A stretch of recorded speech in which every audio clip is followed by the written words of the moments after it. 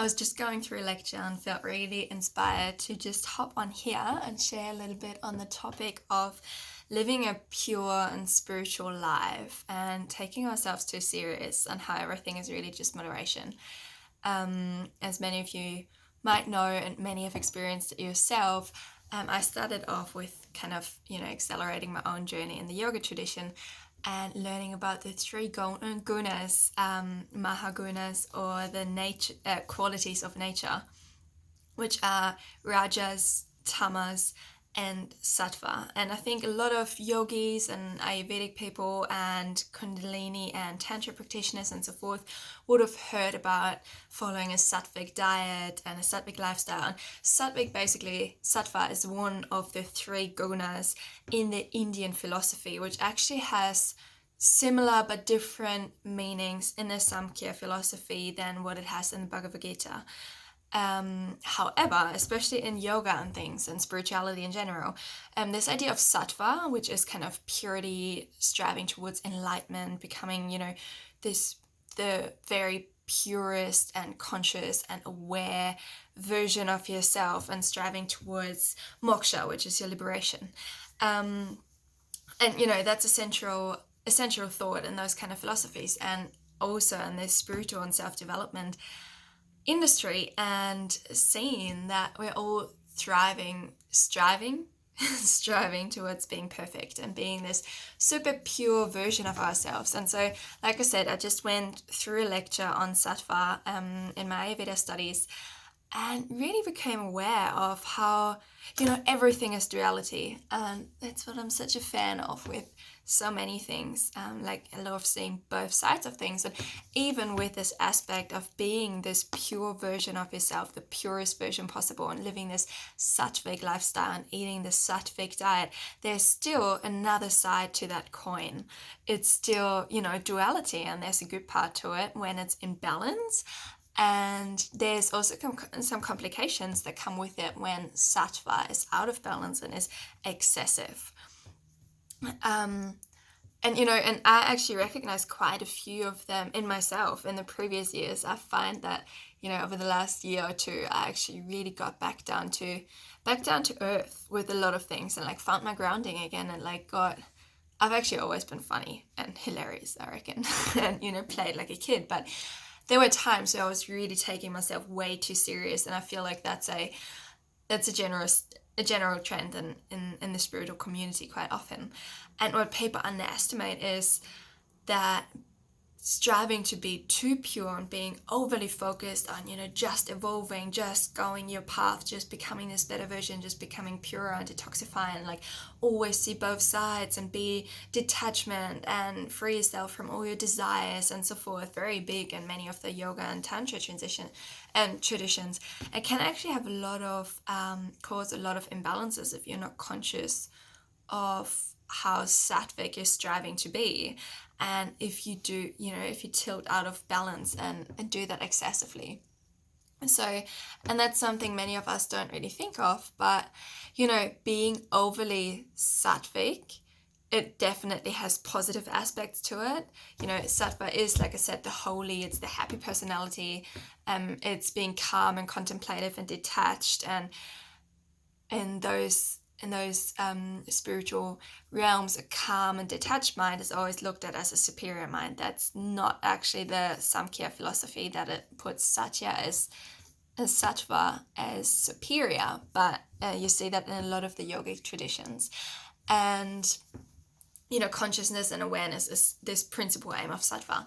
But if we overdo that, like obviously we're always striving towards becoming more sattvic in balance with the other aspects of ourselves, with the rajas, which is the action, the fire required to actually get things happening and to actually, go for it, and the tamas, which is the restfulness and the sleepiness and the more grounded aspect of ourselves. And they are all equally necessary in this duality of things for us to function as a spiritual being in a physical world. And that's the point. And that's where I find, often people can miss the point when it comes to those spiritual disciplines. It all depends on what your ambitions are. But I always think that, nevertheless, in this lifetime, we are physical beings, spiritual beings in a physical body and the physical world in a physical society. And we need to be able to integrate with that to actually be in this lifetime the best version of ourselves. And so having this access, sattva, can actually lead to a lot of things like being stuck in your head and feeling disconnected from your body. And I had that for a while. My teacher told me about a client who came in and always talked about the body and the stomach is upset and so forth. And having this, even speaking in detachment from her physical body, which her guru told her to do in order to cultivate more detachment from the from the physical realms, so you can ascend more into the etheric realms, which does make sense to a degree. But if you do that in access, you're actually becoming detached from the reality. Or when we become so, I always try to see everything and I'm very empathetic, but I also know when my empathy is really throwing me overboard and it's too much and I'm losing myself through it. And so that can also happen. It's also access sattva, when we always try to be so objective and see both sides of the story, but to a point where we're completely detached from our own emotions because we can understand everyone's and everything's emotions and what's going on for them, which is great. But I hope that makes sense. If we get caught up in that, we fully detach from our emotions, which can be a good thing at times, but at the same time it also detaches us from our own desires, from our own real wants and needs, and our joys and pleasure in life. Like, what do we really seek? What do we really enjoy? What are we really striving for in this physical lifetime, which then has to do with our dharma or our life's fulfillment. Like, what is our legacy? Why are we down here? If it was just about being super spiritual, we might as well have stayed up there. It's all about integrating the spirituality into physical real life. And that's where these other two gunas come in, the tamas and the rajas, and where we really want to make sure that our sattva is not going out of balance, but it's really serving us to integrate our spirituality into daily life. So, and this excess sattva, being super spiritual, can often lead to this phenomenon, which is the spiritual ego, which is pretty crazy within itself. But at the same time, you can see how it happens if, the more we try hard to be spiritual, the more serious we get on that and on ourselves. And it can actually bring up things like intellectual pride, feeling, being holier than, or being righteous, or being more evolved than someone else. Or that's not very spiritual of them. You see those things happening, which is all actually a sign of, it's this ego consciousness, but it's also this excess sattva. And also, like I said, when we have this excess sattva going on, we can tend to get stuck in our heads and our minds instead of coming from this actual heart space. We're just becoming analytical, and our mind actually loves to boil everything down into sequences and patterns of behaviors. And so, which has its place, like especially if you're a coach and in healthcare and in teaching, and it has its place in a lot of professions and in a lot of situations. But if we only look at life that way, and we only always see this person is behaving that way because they've experienced that in their childhood trauma, and just create this pattern out of it, and we see past the actual person and their soul and the essence of that person, if that makes sense, and which can become a little bit aloof or impersonal. If we get stuck to this kind of formulated kind of way of life, which is just not the way, And another thing that I found major can actually bring up, and I had a few friends that experienced that, and I actually experienced bulimia for 6+ years myself, years ago. And even those kind of things like eating disorders, especially bulimia, not so much actually, because, it's this binging where you constantly dip into stuffing up and then purging it back up.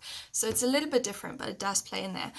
But eating disorders and general disorders like orthorexia and anorexia at its worst, they can all also be a result of excess sattva, of trying to be too much, of being too rigid, of like eating just pure food. And then we can, and not just with our food, but it can also lead to general rejection with which we meet the world. And I also went through that phase where I felt like, oh, I'm so on my spiritual path. There's only this certain people I can talk with. Like, I can't even hold a small talk conversation with anyone else. I'm just not interested. And I get so detached from it, and would actually reject it and would reject certain people. And you might start, rejecting certain foods, which is your orthorexia, which is not healthy by any means anymore and can lead to worse things like anorexia or bulimia or other. But yeah, I found it so interesting when it came up in this lecture. I'm like, oh shit, yeah, of course. Like, there's duality to everything, and so often we glorify things that are generally perceived or considered being good, evolved, spiritual, positive. Be it spirituality or be it turmeric at every meal or spinach in every smoothie.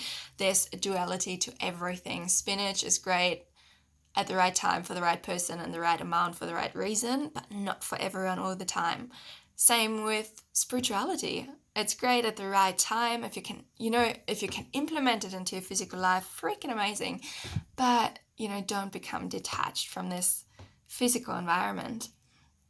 And so it can really lead to losing connection with ourselves, with our physical bodies, with our environment, and make us live on this edge of the etheric realms. And I know a few people who are like that, who are really like super airy, fairy people floating around the planet, not concerned with any real life problems, and they actually cause issues for other people through that because it makes them unreliable in certain things, whether it might come down to borrowing money or taking on responsibilities that are not being fulfilled because those people are so detached from the morals and ethics in this material physical world and society, that even though they aspire to be those amazing spiritual people, their spirituality is actually making them perform worse within those physical realms, if that makes sense. And that's all I want to share. I find this thought really interesting, that, and that's something I focus on in my practice anyways. Like, my focus is stress release, because almost a mental and gut health and how it relates and what it has to do with stress release and hormonal balance, and holistically integrating your spirituality and self-development, doing it on an integrative holistic level. And I find with all this work, it always does come down to stress release, and the essence of that is, in Ayurvedic terms, vata and pitta imbalances that are driving us to overwhelm, to overstimulation, and then depletion.